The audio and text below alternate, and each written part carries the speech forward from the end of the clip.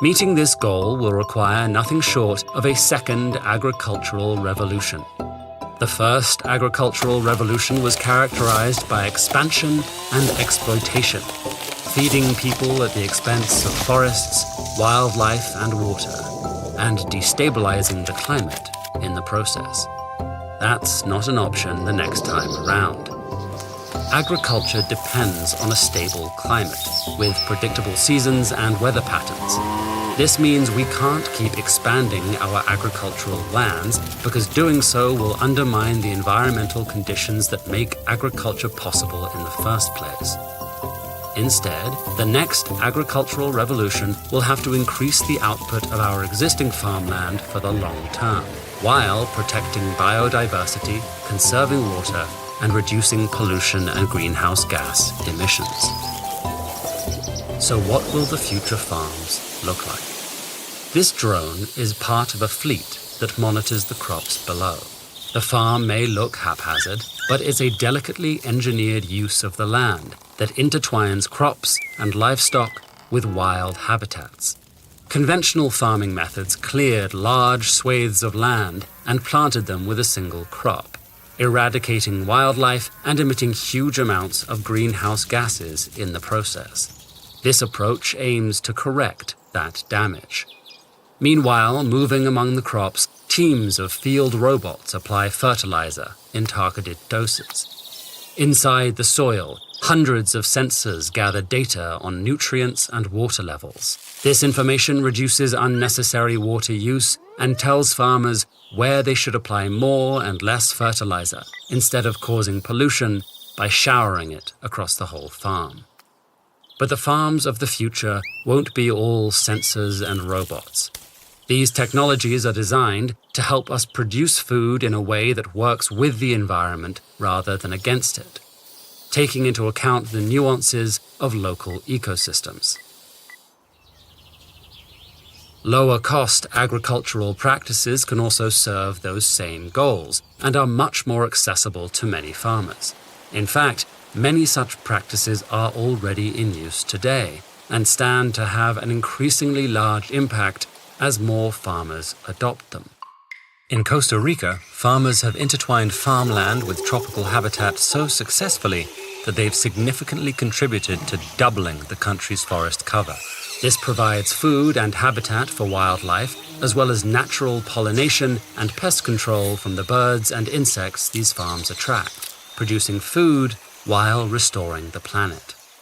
In the United States, ranchers are raising cattle on grasslands composed of native species, generating a valuable protein source using production methods that store carbon and protect biodiversity. In Bangladesh, Cambodia, and Nepal, new approaches to rice production may dramatically decrease greenhouse gas emissions in the future. Rice is a staple food for 3 billion people, and the main source of livelihood for millions of households.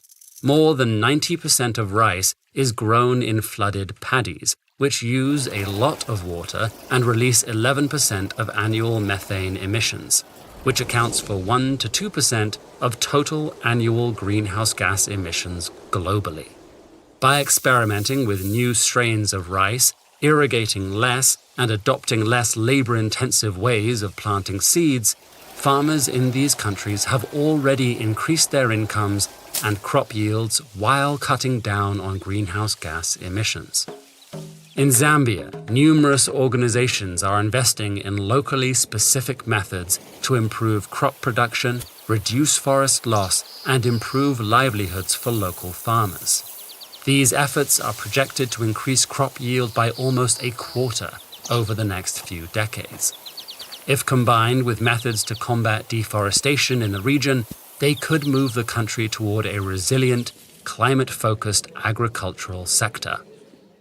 And in India, where up to 40% of post-harvest food is lost or wasted due to poor infrastructure, farmers have already started to implement solar-powered cold storage capsules that help thousands of rural farmers preserve their produce and become a viable part of the supply chain. It will take all of these methods, from the most high-tech to the lowest cost, to revolutionize farming.